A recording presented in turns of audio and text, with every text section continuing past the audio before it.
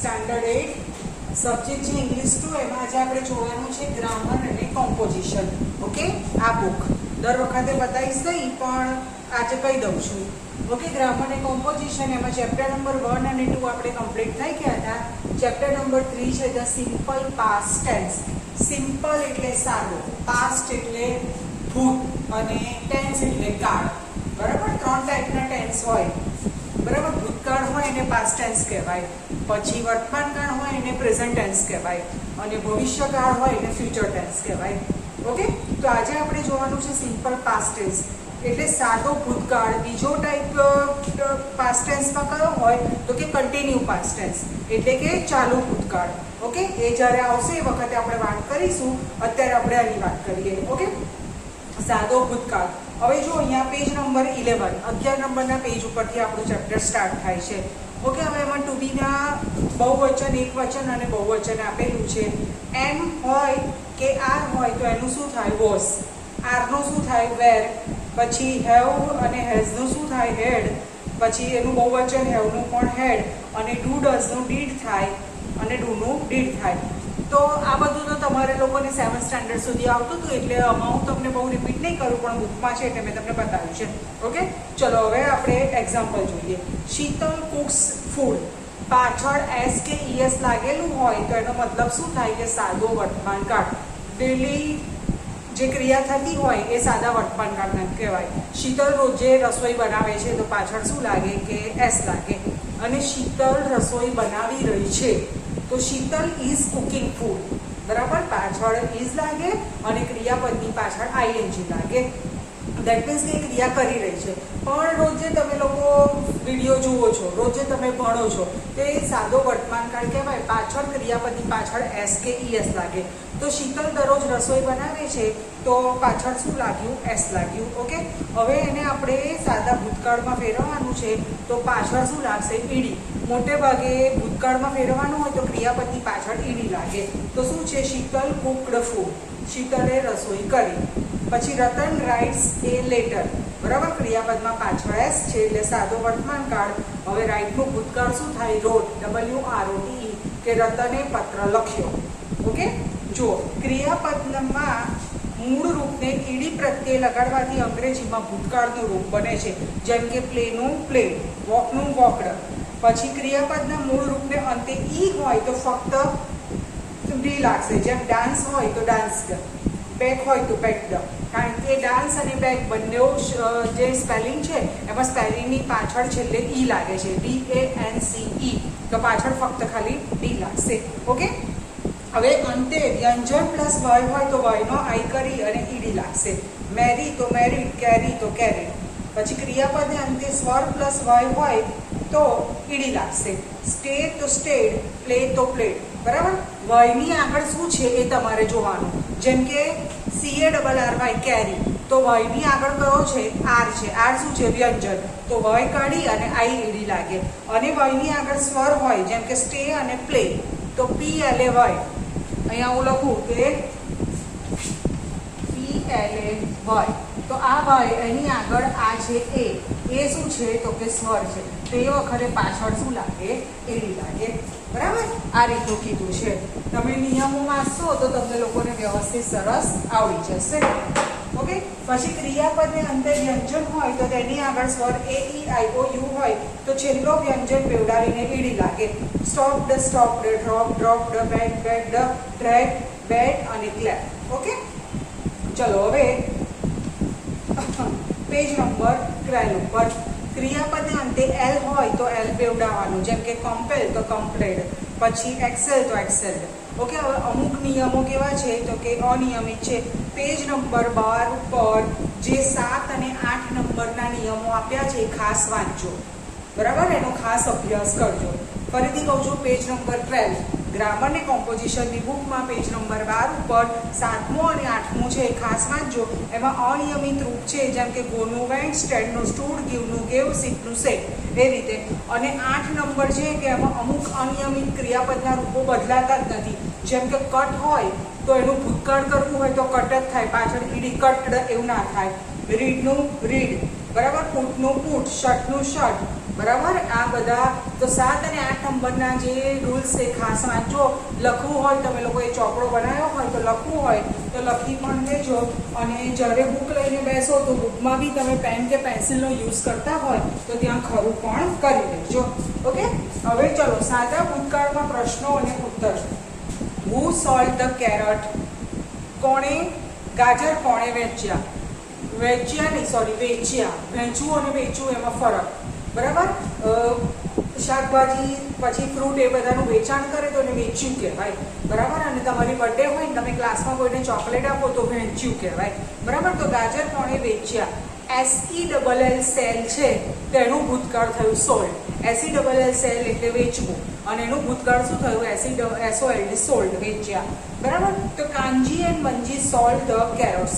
બરાબર. કે કાનજી અને મંજીએ ગાજર વેચ્યા.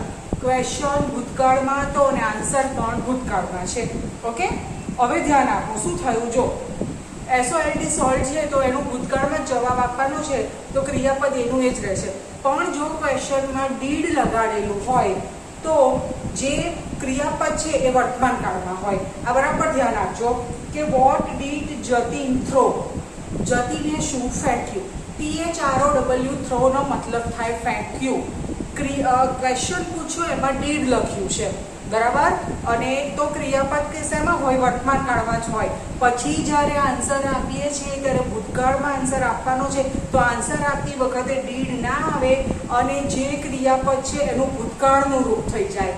બરાબર. કે જતીન થ્રુ એ બોક્સ, કે જતીને એક ખોખું ફેંક્યું. બરાબર. THROW થ્રો એટલે ફેંકવું અને ફેંક્યું THREW. બરાબર. આ અહીંયા આપેલું છે એટલે લખતી નથી. એક્સરસાઇઝ જ્યારે આવશે એ વખતે હું બોર્ડ ઉપર લખીશ. ઓકે.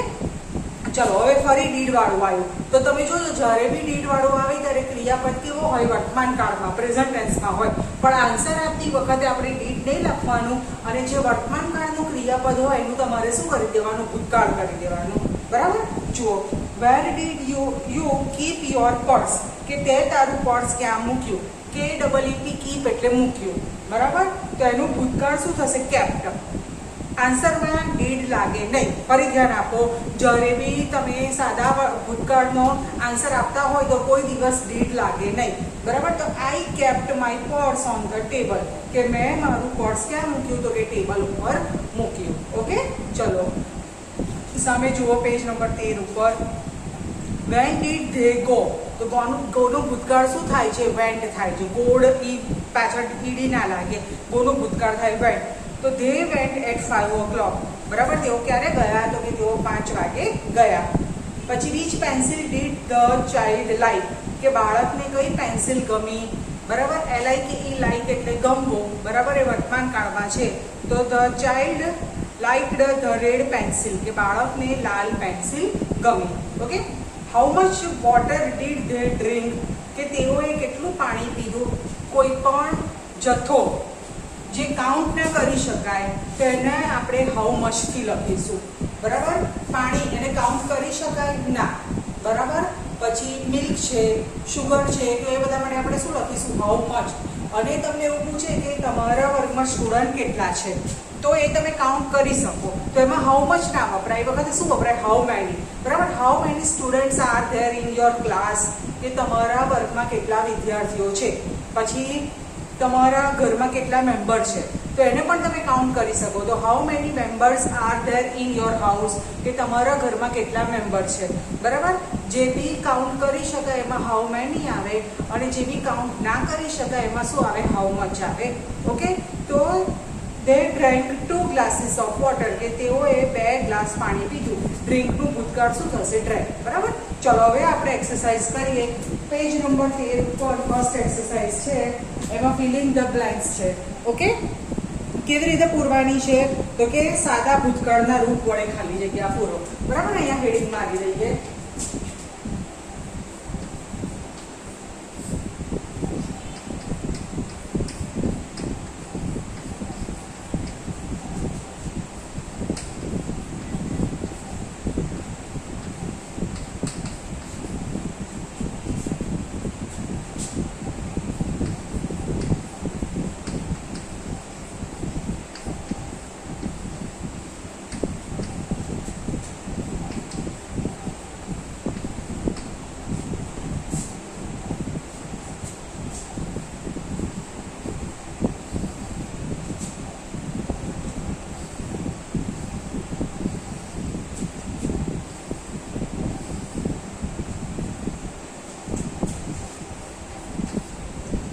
જો મેં તમને કીધું કે તમારી બુકમાં ભલે ગુજરાતીમાં સૂચના આપી છે, પણ અહીંયા હું ઇંગ્લિશમાં સૂચના લખીશ અને તમને વર્કશીટ આવશે તો વર્કશીટની અંદર બી ટોટલ જે ઇન્સ્ટ્રક્શન હશે એ ઇંગ્લિશમાં જ લખેલી હશે. તમે લોકો 8મા ધોરણમાં આવ્યા તો પછી સૂચના ગુજરાતીમાં મારીએ તો બરાબર ના કહેવાય. 5મું ધોરણ હોય તો તમે ગુજરાતીમાં સૂચના મારો, પણ 8મા ધોરણ છે તો કોઈ પણ ઇન્સ્ટ્રક્શન હશે ઇંગ્લિશમાં જ લખેલી હશે.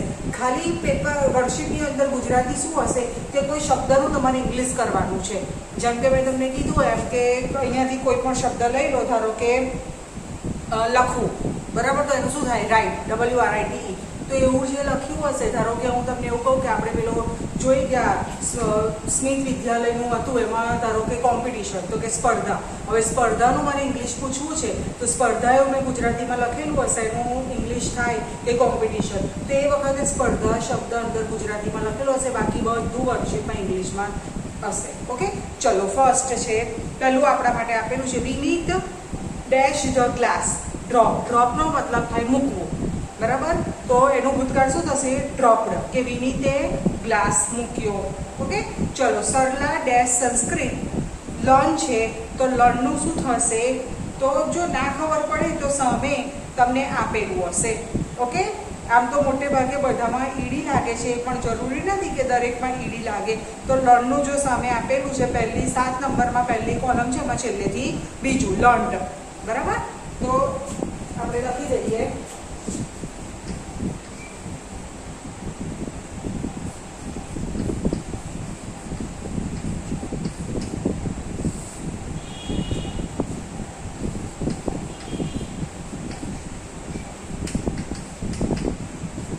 Sarla learned Sanskrit. That means કે સરલાએ સંસ્કૃત શીખ્યું. લર્ન એટલે ભણવું થાય અથવા તો શીખવું થાય, બરાબર. તો પહેલી ખાલી જગ્યા હતી એટલે મેં આખી લખી. હવે તમારી જોડે બુક છે તો બુકમાં તમને સેન્ટેન્સ લખેલા છે તો દરેક હું તમને સમજાવીશ, પણ ખાલી આન્સર જ લખીશ, બરાબર. ટ્રાન્સલેશન આપણે બધાનું કરીશું. Okay, number 2, the policeman dash the thief. Thief એટલે ચોર, બરાબર, અને સ્ટોપ એટલે અટકાવવું. તો પોલીસમેને ચોરને અટકાવ્યો. તો સ્ટોપ છે તો સ્ટોપનું શું થશે? સ્ટોપ્ડ, બરાબર. જો ક્યાંક આપેલું છે, ના આપેલું હોય તો હું તમને કહી દઉં. યસ, પેજ નંબર 11 પર પહેલું આપેલું છે કે ક્રિયાપદને અંતે વ્યંજન છે હ છે, બરાબર, પી, બરાબર, અને વ્યંજનની આગળ સ્વર છે ઓ હ. તો શું કરવાનું? તો એને બેવડાવી અને પાછળ ઈડી લાગશે, બરાબર. એટલે શું થશે? The policeman stopped the thief, એટલે કે પોલીસના માણસે ચોરને અટકાવ્યો. ઓકે,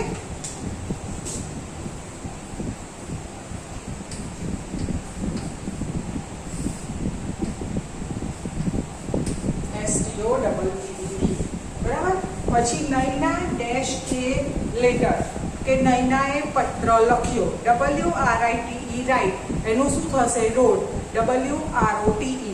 ઓકે, ક્યાંક આપેલું છે, ના આપેલું હોય તો અમુક તમારે એમને યાદ રાખવાનું. WROTE એમ થશે. હા, જો સામે પેજ નંબર 12 ઉપર બીજી કોલમ છે, એમાં 1 2 3 4 5 6 છઠ્ઠું આપેલું છે કે નૈનાએ પત્ર લખ્યો. Okay, WROTE.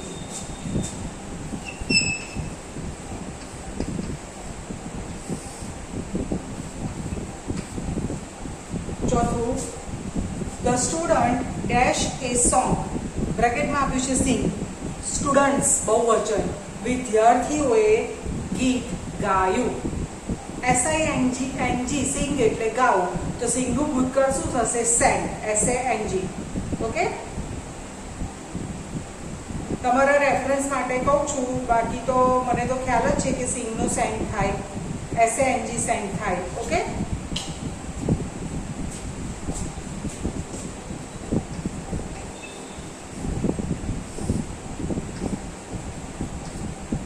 પછી number 5, they dash home early, કે તેઓ અર્લી એટલે ઝડપથી અથવા તો વહેલા, બરાબર, કે તેઓ ઘરે વહેલા ગયા. તો ગોનું ભૂતકાળ શું થાય? વેન, બરાબર. આ એક જ શબ્દ એવો છે કે જેમાં વર્તમાનકાળ અને ભૂતકાળમાં બધા જ જે શબ્દો અક્ષરો છે એ મિસ મિસમેચ થઈ જાય છે. GO ગો અને એનું શું થાય WENT વેન્ટ. બરાબર, આખા મિસમેચ થઈ જાય છે. આ એક જ વર્ડ એવો છે કે જેમાં પ્રેઝન્ટ ટેન્સનું જે પાસ્ટ ટેન્સ કરો છો તો કોઈ એની જોડે મેચ થતું નથી. ઓકે, તો શું થયું કે તેઓ ઘરે જલ્દી ગયા અથવા તો ઝડપથી ગયા. અર્લી એટલે ઝડપથી અથવા તો જલ્દી. બરાબર, તો શું થશે vent.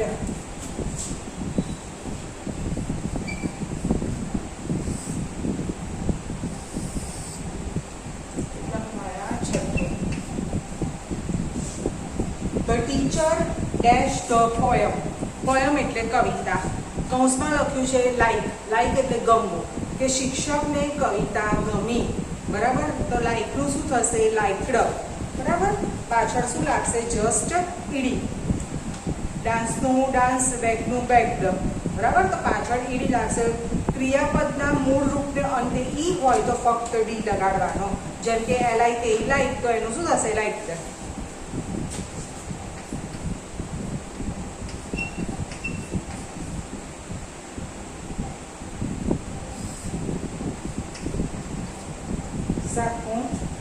V dash the picnic. બ્રેકેટમાં છે એન્જોય. એન્જોય એટલે મજા માણવી. પિકનિક એટલે પિકનિક અને ટૂર વચ્ચે ડિફરન્સ. તમે સવારે જઈ અને સાંજે પાછા આવો. ધારો કે સવારે 6 વાગે નીકળ્યા છો અને રાતના 10-11 વાગે પાછા આવ્યા, તો એ વન ડે પિકનિક કહેવાય.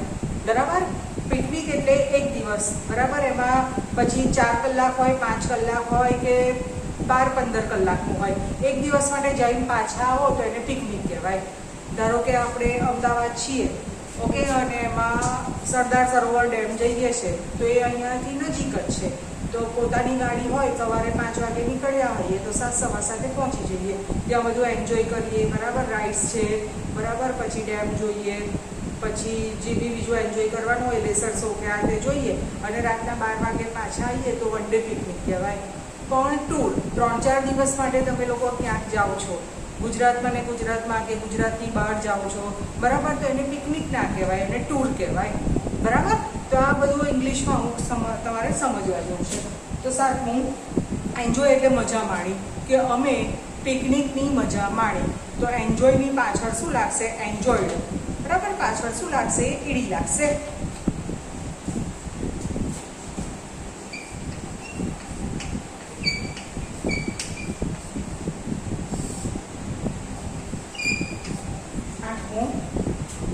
મેથ્યુસ dash the ball. THROW throw. Throw એટલે ફેંકવું. મેથ્યુએ બોલ ફેંક્યો. બરાબર, તો થ્રોનું શું થશે થ્રુ થશે. 7મી જે કોલમ આપી છે, 7મું જે રૂપ આપ્યું છે, એમાં બીજી કોલમ છે, એમાં શબ્દ છે પહેલો, બીજું, ત્રીજું, ચોથું, 5, 6, 7, 8 ને 9. બરાબર, THROW થ્રો એનું શું થશે થ્રુ થશે, કે મેથ્યુએ દડો ફેંક્યો અથવા તો મેથ્યુએ બોલ ફેંક્યો. THREW.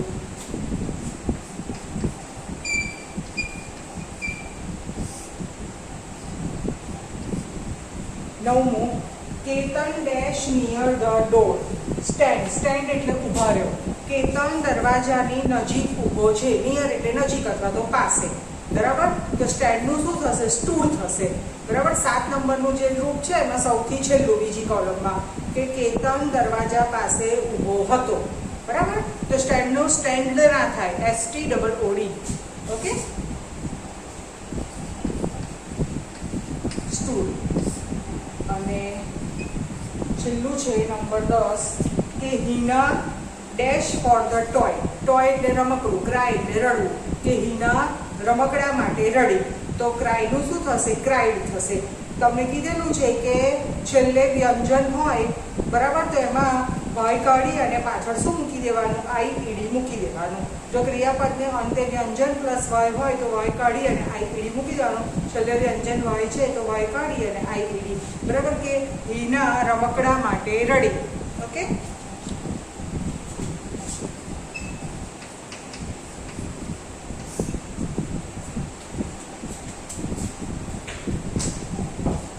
તો સ્ટુડન્ટ આ to filling the blanks with the simple past tense. Okay, એમાં પહેલી એક્સરસાઇઝ પહેલું જે શબ્દ છે વિનીત વાળું એ તમને આપેલું હતું.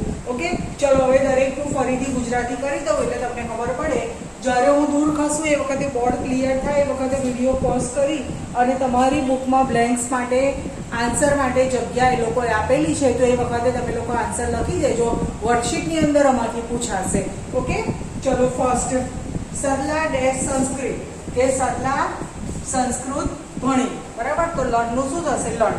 Okay, the policeman dash the thief, તો શું થશે કે પોલીસ વાળાએ ચોરને અટકાવ્યો, તો સ્ટોપનું શું થશે? Stopped. Okay, number 3 Naina dash a letter, નૈનાએ પત્ર લખ્યો, તો રાઇટનું શું થશે? રોટ થશે. ઓકે, પછી the students dash a song, કે વિદ્યાર્થીઓએ ગીત ગાયું, તો સિંગનું શું થશે? સેંગ. ઓકે, SONG સોંગ એટલે ગીત ગાય, પછી સિંગ એટલે ગાવું અને એનું ભૂતકાળ શું થશે? સેંગ. ઓકે, પછી છે પાંચમું ધે ડેશ હોમ અર્લી, તેઓ ઘરે ઝડપથી આવ્યા. બરાબર, તો ગોનું ભૂતકાળ શું થાય? વેન્ટ થાય. બરાબર, કે ઝડપથી ગયા. ઓકે, પછી ધ ટીચર લાઇક્ડ ધ પોયમ, કે શિક્ષકને કવિતા ગમી. ઓકે, પછી વી એન્જોયડ ધ પિકનિક, કે અમે પિકનિકની મજા માણી. ઓકે, પછી મેથ્યુ થ્રુ ધ બોલ, કે મેથ્યુએ દડો ફેંક્યો. ઓકે, પછી છે Ketan stood near the door, Ketan દરવાજાની પાસે ઊભો હતો.